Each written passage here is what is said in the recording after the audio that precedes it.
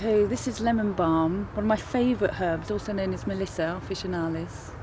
And I use this plant an awful lot in my clinic. I use it for people who are quite stressed or anxious, got a lot of tension in their tummy, anxiety. I also use it for people who have cold sores or herpes on the lips. It's very good. And they can pick a few leaves, make a cup of tea, have it 2 or 3 times a day. You harvest this plant just before it's about to flower.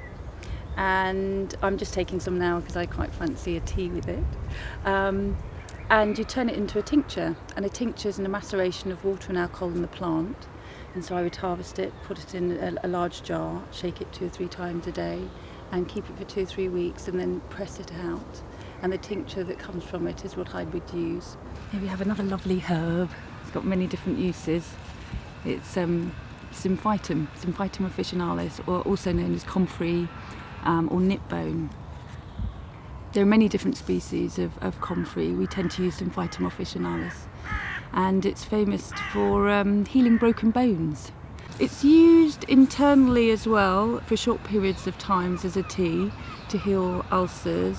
It has been used in the past for chest complaints, but we don't tend not to use it as much anymore. Herbalists can use the root because it's much stronger, but it also can affect the liver as well.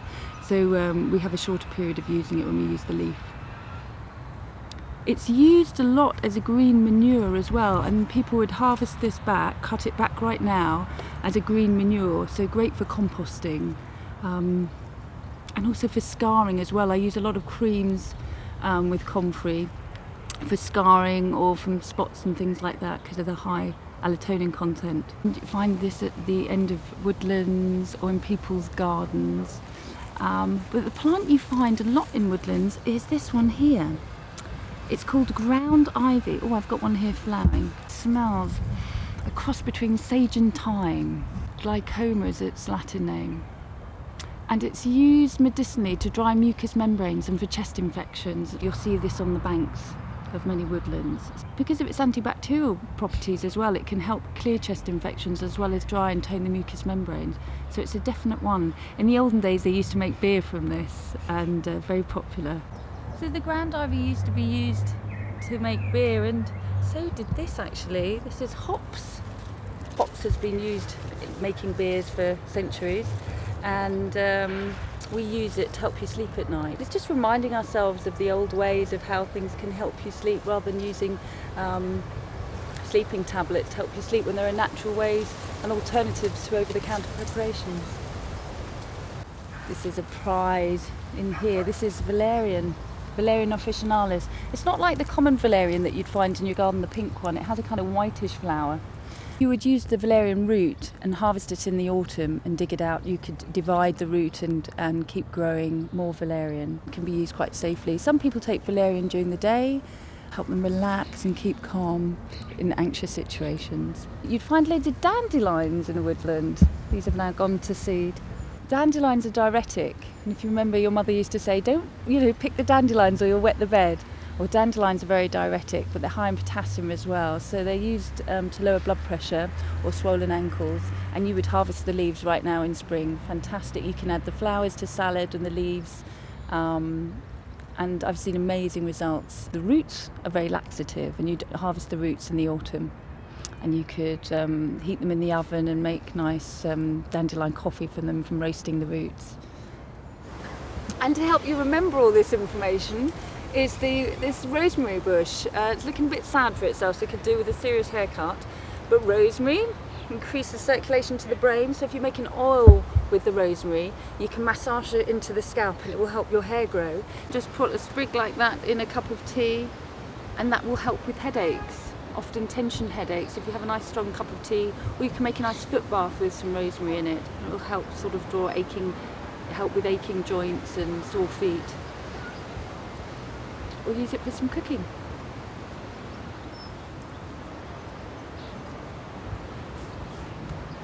Now you'd find this plant a lot in woodlands. It's St. John's wort, Hypericum perforatum. It's the second biggest antidepressant sold in Germany, and it grows all over woodlands and just on the edges of woodlands. So if you hold a St. John's wort or Hypericum perforatum up into the air, you can see the tiny little perforations, little pinpricks of holes in the leaf. It has a lovely little yellow flower, and when you harvest the flower, it's meant to flower on the 28th of June, which is St. John's the Baptist's Christian celebration. And if you pick the flowers and put them in some olive oil and fill the jar with olive oil and St. John's wort flowers and leave it by your windowsill, in 2 weeks it goes bright red like blood. It's amazing. And the oil is used for sciatica and kind of to help with nerve problems. Sometimes mistaken for ragwort actually. If you're just harvesting yellow plants, if you think you're harvesting yellow plants, you'll just see the ragwort and they can grow quite similarly, so you do need to know what you're picking. The St. John's wort work on enzymes in the liver, so it makes you break down your medication, so it's contraindicated if you're on the pill, on warfarin, on certain HIV medication, things like that. So you have to be quite careful when looking at herbs as an alternative over the counter, and look for medical advice or a practitioner in this field. Sage usually grows in people's gardens and is in this bed to help remind people how herbs are used for foods and is used in the culinary side of things. And you would use this herb to dry mucous membranes and used a lot for hot flushes or sore throats. We've got cleavers here, also known as goosegrass. We kind of used to play with it a lot as a child, and it would stick to people's backs and things. Now cleavers is fantastic. You can see it as like a bottle brush, and it's used to clear lymphatic system. So you could make a juice out of this, put this in a juicer, or leave it overnight in some water and then drink the water in the morning. Again, great for lymphatic system, any congestion of the lymph glands or under your arms or in your groin. Cleavers is fantastic for helping. So again, could be combined with maybe the sage for sore throats. Sometimes if you're out foraging and you collect loads of herbs and I put them in a flask, I would make a little net like that and then pour the liquid over the top, and it would catch the teas, the peppermint or whatever tea I was harvesting, and then you could drink a nice clear tea. This is a lovely, lovely plant which isn't in flower yet. It's called Achillea millefolium. Millefolium because of its lots of little tiny leaflets on there. It's also known as yarrow, and yarrow is used to bring down fevers, to strengthen veins, bring back down lower blood pressure, and also in the olden days they used to use it as a styptic for nosebleeds, so they'd put it up your nose for nosebleeds. And if you have a wound or cut yourself well out in the wild, you would crush it up and maybe chew it a little bit, and then first aid, if you had a little cut, you'd put it on a cut and it would stop the bleeding, a bit like cobwebs. This is Chelidonia. It's a fantastic herb for the liver and helps release bile. It's called a choleretic. Produces this yellow sap. It's bright yellow, and you would place it on a wart and it would help shrink a wart, or used for verrucas, but you need it fresh, so it's quite difficult to treat people unless they're growing it in their own back garden. In some woodlands it's too dark for many plants to grow. You find things like anemones, but on the side of the woodlands is where all the herbs and all your medicine chest will be sitting, where the St. John's wort, the Chelidonias will all be growing. Now this huge leaf is a burdock. Yeah, a bit like dandelion and burdock. And I'd use it to cradle the plants I'd harvest while I'm out in the wild, because it's the biggest leaf you'll come across. Now this is one of my favourite plants, Viburnumopulus or Gilda rose. It's also known as cramp bark. We use this a lot for period pains or muscle cramps in your legs. And what you do, you'd harvest the branches in the autumn again, and then you'd scrape off the bark and use the bark. Find it a lot in woodlands. But I couldn't not talk about nettles. Nettles has got to be one of the plants that everybody needs in their medicine chest. Or there's a book written actually about 101 different uses of stinging nettles.